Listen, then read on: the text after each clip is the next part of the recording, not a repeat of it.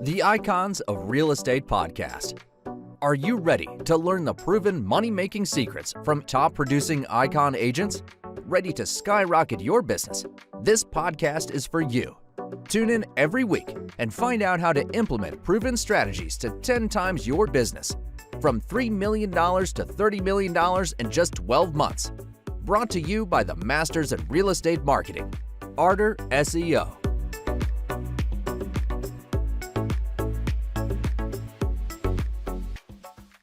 Welcome to the Icons of Real Estate. I'm Tim Calloway. We have a very special guest from the state of, you guessed it, Arizona. Many of my listeners know where I transplanted from there to here in Florida. So I'm excited to have Brad Bergamini from Prescott, Arizona, Keller Williams. Brad, welcome to the program. Thank you, Tim. I appreciate being on. Yeah, for sure. So I always ask this question. It's the same question I ask most people.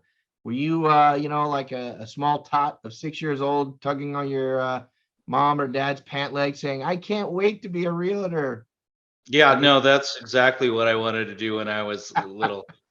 Heck, the good news is most of us in real estate were something else, which means that anybody can be successful from just about any background. My background specifically was I went to school for teaching, and I decided that wasn't going to happen for me. But I learned some skills paying for school, which was bartending for 11 years. And there isn't a better realtor than somebody who's been in the customer service restaurant industry.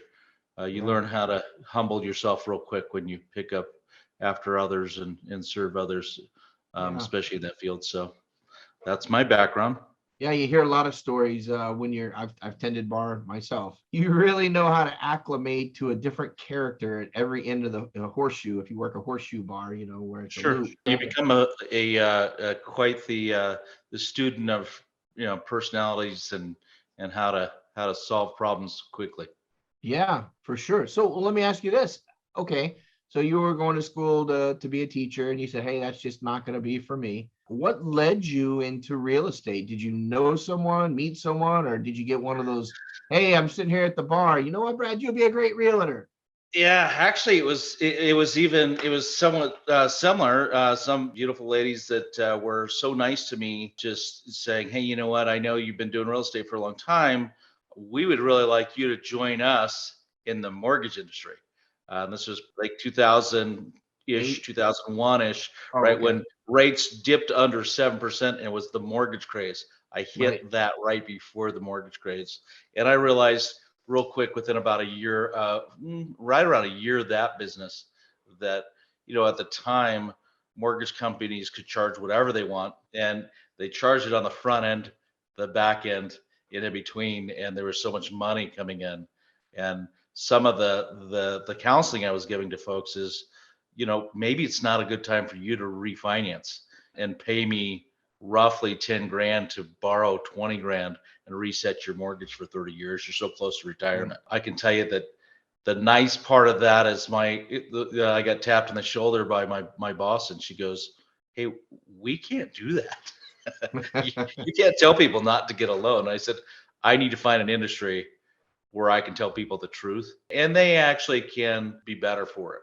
At the time, and don't get me wrong, I know great mortgage people now, and I know great mortgage people then. I just know that at that time, that wasn't what we did.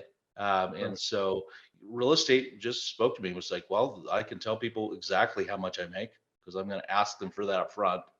Right. And if they don't want to pay me that up front, they probably won't hire me. And it seemed to fit my my values real well. I can provide tons of value and not have to worry about it because for the most part, I didn't have anybody looking over my shoulder going, hey, you can't do that. You're going to cost the company money. So the only money I ever cost was my own whenever I said, hey, maybe it's not a good time to sell, or maybe you shouldn't be purchasing this property and putting yourself in debt so close to whatever it was. So never had that happen. So it's been a good industry so far. Fantastic. So we talked about how you got started in the industry and why you did what move into real estate. So let's talk about today. You do have a team, Bergamini Group. So tell me about the team, who they are. I did notice that we have a spouse on the team as well. We do. My wife had met in high school. We're both from Prescott, Arizona. It is our hometown. It gives us a great advantage over our competition, I believe, because we are so local and we give back locally. But the fact is that my wife has a background. She was a CPA for years and ran other companies. She ran a large civil engineering company. Not run, but she was a CFO for that. So she was financially responsible for everything that came in and out of that multi-million-dollar production company. So the downturn, close to the downturn hit. I think most of us were even successful during that time. 2008 was dramatic. So she would ask me, where's the money?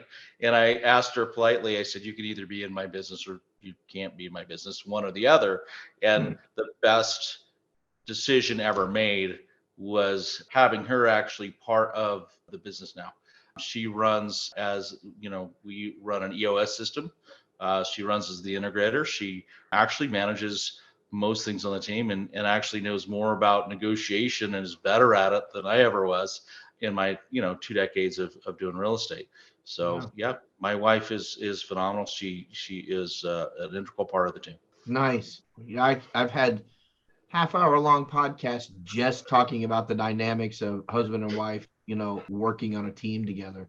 I always find it fascinating, always. So tell me about the rest of the team. Has that just, organically built over time, or were you out looking and recruiting for agents to work under your umbrella? Or I believe, like most successful teams, organically is how we start. Always having more business than what you can manage and handle is typically how a good team starts. Don't get me wrong, I think you shift somewhere along the way and then you start looking for people and talent and making sure you're growing a team the right way.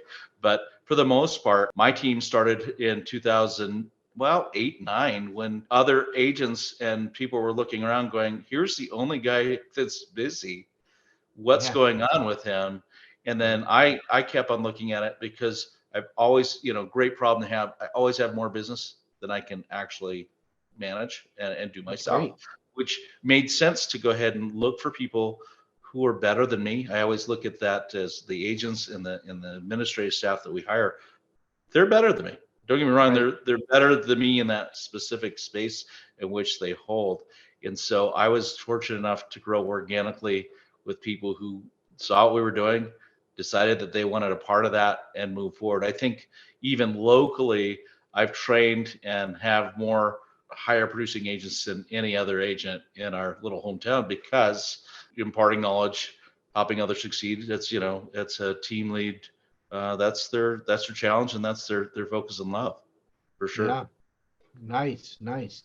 So we talked about how you got started, talked about your team a little bit. So let's talk about the future, put our prognostication hats on and predict the future here. But Brad, what does the next 1 to 3 years look like for you and your team? Goals, thoughts? Yeah, goals are significant. We get together. I just came from my leadership retreat. We do that every quarter and every year. That's just part of the model. Some of the goals that we have for the upcoming 1 to 3 years is we know next year is probably going to be challenging for a lot of real estate agents.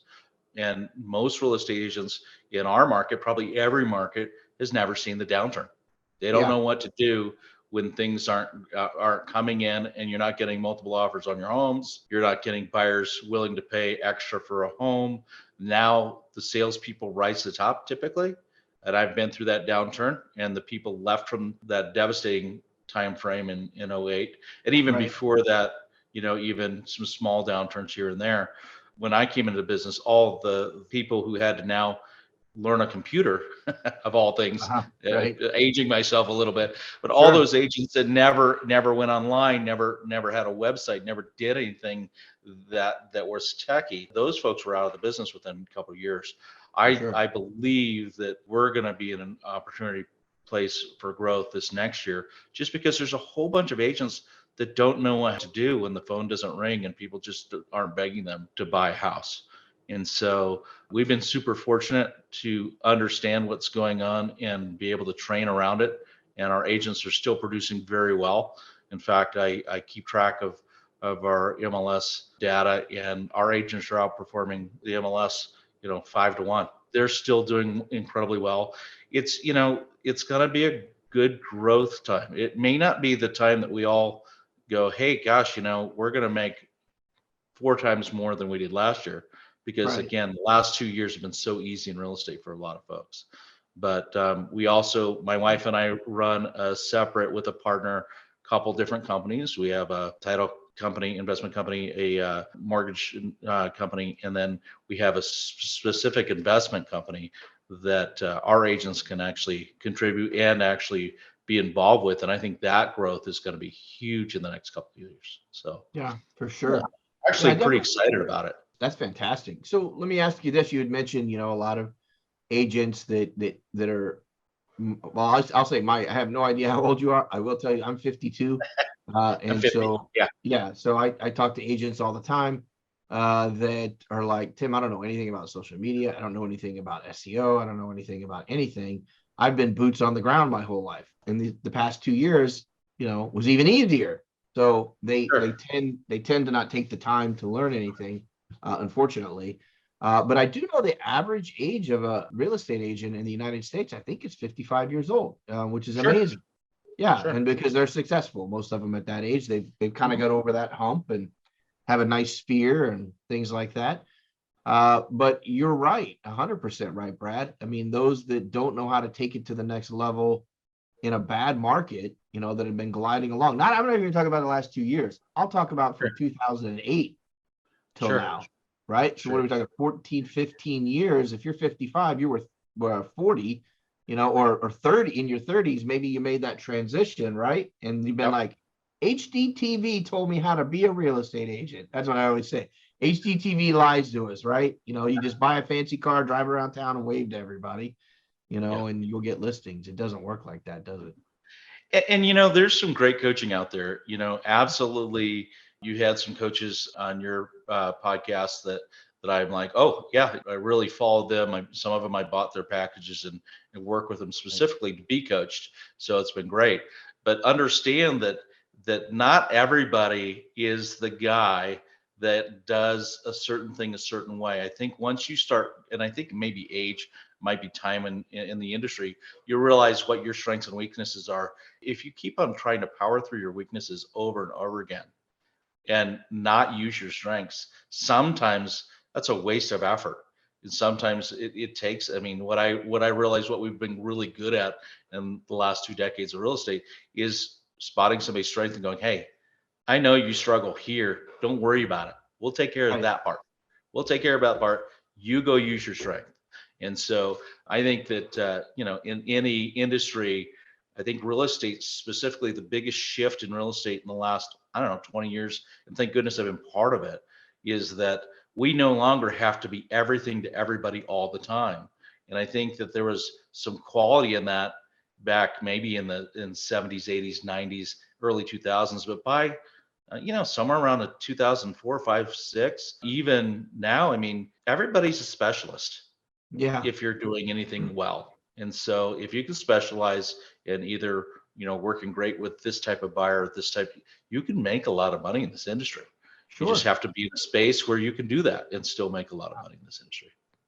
Yeah, I remember. I'm old enough to remember, and maybe you remember, maybe you don't. But gosh, I know you know the numbers. But people were still buying houses in 82, 83 when Oh, interest absolutely. was 17%. Absolutely. You're not locked in for the rest of your life. You may lock into the home because you love it, but that Mhm. rate will change a million times over your lifetime. Sure. And I think people get comfortable with tonality Mhm. quickly, meaning, at some point in time, all those renters that are paying 100% in interest rate look at a 10 or 12% interest rate and go, hey, that's not bad. Yeah. Right? Right. Because it's not 100% interest. At Right. some point in time, the person who's going, hey, I'm going to wait to sell, realizes that, yeah, what are they waiting for? When you trade a house for another home, literally the cost is similar. And even, what we're finding out, and the math works, and mortgage companies really, because mortgage companies like to be in business and get paid, Yeah. they adapt really quick with programs that basically help the consumer keep the payment fairly similar. Now, Right. don't get me wrong, they're not going to do that over a 30-year fixed mortgage, Right. most likely, because it doesn't, there's no advantage to that long term. But, we're looking at this as a short-term problem, meaning 3, 5 years, not a 20-year problem. I don't Right. know that we're going to get back to 2.5% interest ever, unless, of course, something changes Well, that'll cripple us in the future. yeah. Anyways, but we look at it and go, that probably shouldn't have happened for the last couple of years. So Yeah. we have to look around it and go, okay, great, what's next? And Right. I can tell you that the consumer's adapting pretty fast, a lot faster than I did in '08 Yeah. and '07 even at that time frame. Yeah. All we really want is normalcy, right? I mean, at Yeah, the end of the day, the last 2 years were neat, but we paid a price, sure. some of us physically, society wise, things like that. It's been an interesting 2 years. If you're a realtor, it's been a profitable, well, 2.5 years really. But man, I'd give up COVID and everything that went on and elections and all this other stuff over the past 2.5 years. I'd give it all up just to have normalcy, and but Yeah, I think we're all kind of, there's a part of us all that goes, okay, we can breathe a little. Now what? right. I can How tell do you we that, proceed? Yeah. yeah. So I'll be very transparent. Had I had to work on my skills, my systems, my processes, my scripts, anything sales in the last 3, 4 years, maybe not that much. Maybe that's the problem, right? That I haven't had to work on that stuff Yeah, because it maybe. has been if fast and furious. And we've been talking to sellers and we're like, okay, we'll put it on the market. Oh, it's gone. Right. Now it really does take a good salesperson to sell a home, a Sure. good marketer to sell a home, Yeah. and to be in business, you're going to have to get better. And I don't know, sometimes, you look at that challenge and you go, oh, you can crumble and go, oh, that challenge is no good. Or you can just look at it and Yeah. go, that's a challenge. Thank goodness I have the challenge because Right. otherwise You wouldn't I'm know. never going to get better. So Right. yeah, no, it's I it's a great challenge to have. For sure. You bring up a good point, Brad. I was speaking to a realtor the other day, and he goes, it was so funny. I was showing a house, and I'm not going to repeat what he said to the potential buyer, but it was a rookie mistake, right? Mhm. And he lost the deal. And he goes, I've been doing this for 20 years, Sure, and I haven't ever made that mistake because my mentors always told me, don't say this, don't say that. And he goes, I sure, teach it to my team. And lo and behold, because of he blames the past 2 years where yeah, he didn't have to say anything. There's the house, yep, here's the price. He was doing it online. He was selling houses without them even touring it. This is LA. sure, A sure. little bit different, Here but too. I yeah, mean, anywhere. yeah. Yeah, So he started making mistakes when he got back to showing homes, and I chuckled at it, kind of like, yeah, I could see that, right? I mean, your demeanor changes, your habits change, your good habits turn to slack, and but yeah, it's time to get back to the sure. basics. Get back to basics. But here's the thing: what's nice about today over even 20 years ago is back to basics isn't back to basics because there's so much that's there already to Right. consume and help you through it. I think that we all look at it and go, well, there's a shiny object here that's going to fix everything. Nothing fixes everything. And I think the biggest challenge I think we're going to see isn't interest rates. Everybody's like, oh, interest rates is going to be a Yeah. huge challenge. The biggest challenge that we're going to see in our marketplace and others is the fact that the consumer has no way for you to actually interact with them on a regular basis. They've got 18 email addresses. They just gave you the one they never look at. They didn't give you a good number, or if they did give you a good number, they haven't answered it in a long time because they screen all their calls and they don't text. Everybody's like, oh, Texas gets a better response. But I think the political climate in the last year specifically Yeah. really kind of wrecked it for real estate agents in some way. I open my mailbox and because we take care of my mother-in-law who's elderly. That Mhm. poor lady gets more mail about everything. And so if I did see anything real estate related, would it be white noise? So Right. looking for better ways to reach out and get to the consumer that really wants you, not the one Yeah. that picks you out of default, is going to be a challenge. And I think the people who are proactive with it and can share that information, it's going to be great. I think it's going to Yeah. be a great season You, for you sure. you definitely want people what Google calls in the buying cycle, and Sure. not necessarily buying a home. They just call it in the buying cycle because the work and the processes they're going through online are in a goal to make to make a decision, whether it's buying or listing, doesn't matter. Sure. Yeah. So how would someone get in touch with you, Brad? Maybe they're in Iowa looking to move to beautiful the Prescott Valley or Prescott area. Yeah, if you're looking for Prescott, the bergaminigroup.com. Good luck trying to spell my last name, so I try to make it simple. I learned early on in the Prescott area, welcome to prescott.com is my domain. You can go to welcome to prescott.com. You can find us there, making it easy for folks. If you're looking for a home, we do have agents also in Flagstaff, and we Nice. have agents in Phoenix that work on the team. So we service Maricopa County, Coconino County, and Yavapai County. Good luck trying to spell those as well. Yeah. If you're from Iowa, you're probably not spelling those Correct. You're not spelling those at all. You're just looking at Arizona. But by all means, Bergamini would be easier. yeah. In Bergamini, it's funny. I remember first year in real estate, somebody asked me, how are you ever going to sell anything with that last name? You should change it. And I was like, well, That's not once you know it, you're never going to unknow it. Yeah, for sure. And you can also give us a call. Office number is 928-227-8448 is my cell. 928-237-4400 is the nice. office number. So Got it. So, here we are at the end of the show, Brad. We've learned a lot about you. We appreciate your time. I always let the guest, like I said, I'm the DJ spinning you're the hit record. Take us out. Tell us what's ever on your mind, your heart, here before the holidays, whether it's about business or personal, yeah. maybe what you like to do in the Prescott area. Well, Prescott's amazing. Almost anybody I run into somebody in the airport, like, oh, where are you from? Prescott, Arizona. Almost everybody knows where that is. Like, Yeah. Sort of. Right. So Prescott sells itself. I don't have to do that. I can tell you that I've been involved in volunteering with our associations and everything else for years.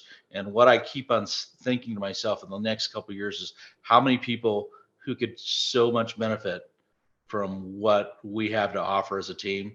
So, some people go, oh, is this a recruiting call? Maybe.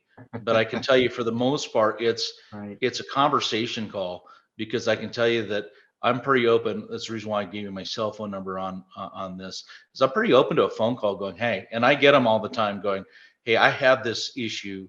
I think you might have an answer for me. Can you help me through it? I'm not coaching on a wide scale at this point, but I can tell you that there are some agents that I coach through that on a regular basis. In this upcoming couple years, people are going to have some issues that they don't know how to solve. Sure. And, one of them is, how do I get paid? How do I continue doing what I love to do, helping people? And that becomes more of a challenge every year. But so far, we beat that challenge, and actually have our profit margins get higher and higher every year. And I don't think that's going to change in the next year either, next 2 years.